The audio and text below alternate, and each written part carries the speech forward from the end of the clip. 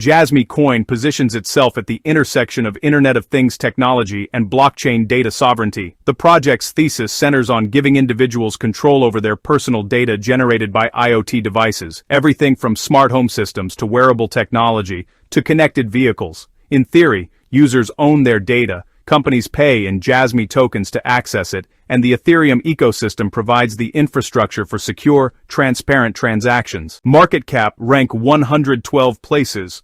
Jasmy firmly in mid-cap altcoin territory, liquid enough to trade but small enough to experience violent volatility. With 328 trading pairs across exchanges and 24-hour volume around 70.4 million USDT, there's participation, but that participation has been overwhelmingly on the sell side for months. The fundamental question becomes, does IoT adoption, Ethereum integration, and technological positioning matter if the market continuously rejects the valuation? Technology without adoption is worthless. Partnerships without revenue are meaningless. And right now, price action suggests the market sees no path to value realization, regardless of what the white paper promises. The 30-minute Jasmy USDT chart on Binance shows a recent recovery attempt after a significant downtrend. Price has been climbing for several days, attempting to push higher from deeply oversold conditions. This is where short-term traders see opportunity, and long-term holders see false hope.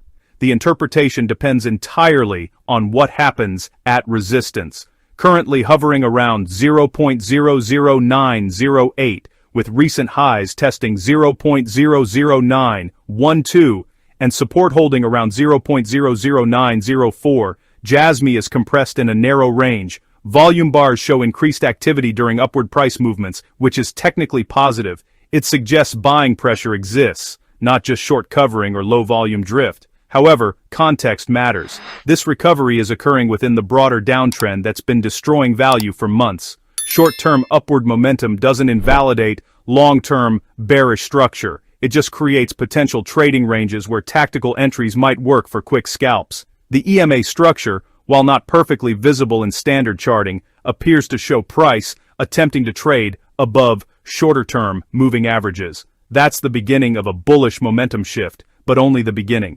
For genuine reversal confirmation, price needs to reclaim longer-term EMAs and establish them as support, not just bounce briefly above them. Resistance clusters around 0.00912 to 0.00920 based on recent price rejection zones. That's where previous rallies died and sellers regained control.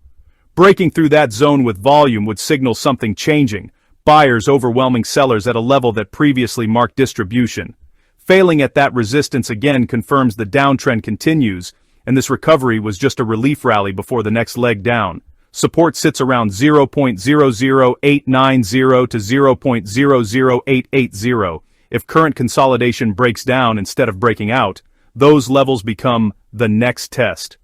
Losing 0.00880 would likely trigger another cascade toward lower ranges, potentially retesting deeper support zones that held during previous capitulation events. Before we break down the CEX scan data and trading strategy, and this is where risk management becomes absolutely critical, hit that like button right now if you appreciate analysis that doesn't sugarcoat disaster. Most channels hype every project regardless of performance.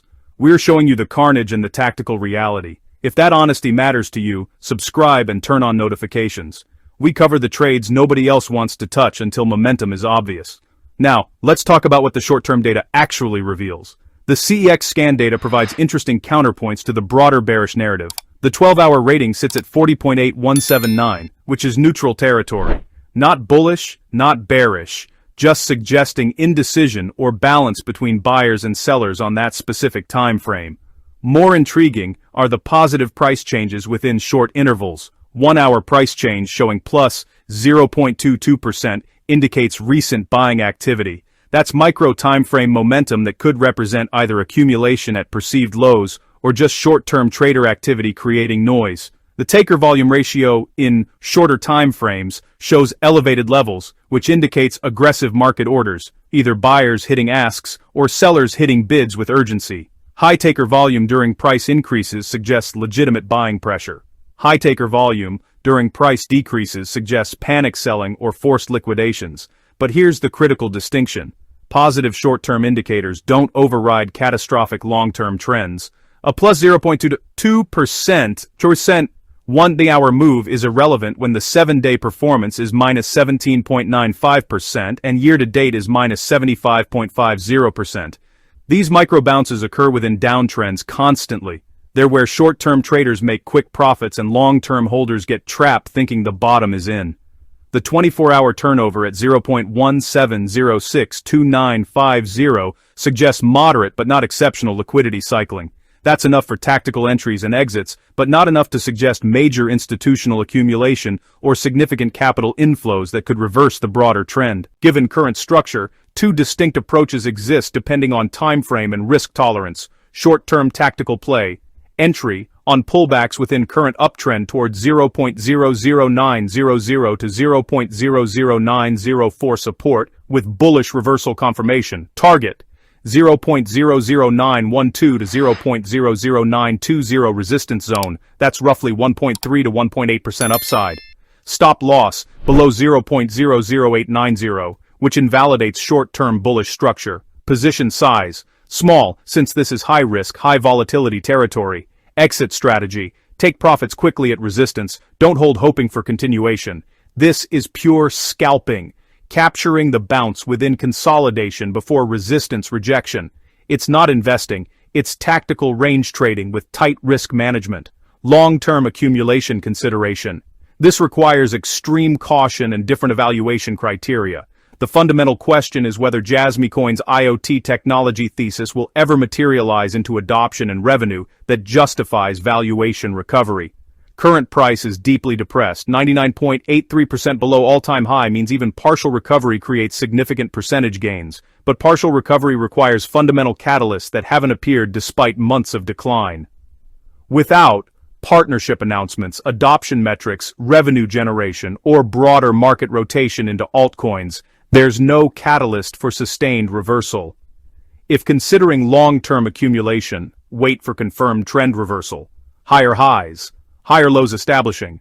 Demand fundamental progress announcements, partnerships, usage metrics, development milestones. Use dollar cost averaging over months, not lump sum entries. Accept high probability of further decline. Position size must be small enough that total loss doesn't impact portfolio. Let's be brutally honest. Jasmy's performance suggests either the project is failing to execute, the market doesn't believe in the IoT data sovereignty thesis, or both. Technology alone doesn't create value. Adoption does. Revenue does. Network effects do. A 99.83% drawdown from all-time high isn't a buying opportunity unless something fundamental changes. It's a warning that early investors got destroyed, and current holders are either trapped or averaging down hoping for a recovery that may never come. The 203.79% gain from all-time low provides some context that the project hasn't completely died, but that's cold comfort when the trajectory remains overwhelmingly bearish across all meaningful timeframes. For short-term traders, the current consolidation offers tactical setups with defined risk. For long-term investors, Jasmy requires significantly more due diligence into development progress, partnership execution, and a realistic path to adoption before committing capital beyond speculative position sizing. If this brutal honesty just saved you from catching a falling knife or showed you a tactical scalp opportunity, do two things. Subscribe so you catch analysis that prioritizes truth over hype, and comment whether you think Jasmy recovers or continues bleeding. Are you trading the bounce? Avoiding entirely? Accumulating long-term? Comment below. I respond to real analysis, and the community conversation adds value beyond any single video. Listen, I appreciate you staying until the end for the complete damage assessment. Most content creators won't cover assets down 75% year-to-date because there's no hype angle. But these are the situations where understanding technical structure and risk parameters actually matters. When euphoria is gone and reality sets in. Before you leave, I've got another video breaking down 3 IoT blockchain projects and why most are struggling to find product market fit despite technological merit. If Jasmy's fundamental technical disconnect intrigued you, that analysis will provide broader context. Link is in the description and on your screen now. Remember, in crypto, spectacular losses teach better lessons than easy gains. Jasmy is down 99.83% from highs for reasons that matter. Whether it recovers depends on execution, adoption, and catalysts that haven't appeared yet. Trade the chart if you're tactical. Demand fundamental progress if you're investing. But never confuse a bounce with a reversal until structure proves otherwise. This is TJ from TJ Crypto World. Stay disciplined, respect the downtrend, and I'll see you in the next breakdown.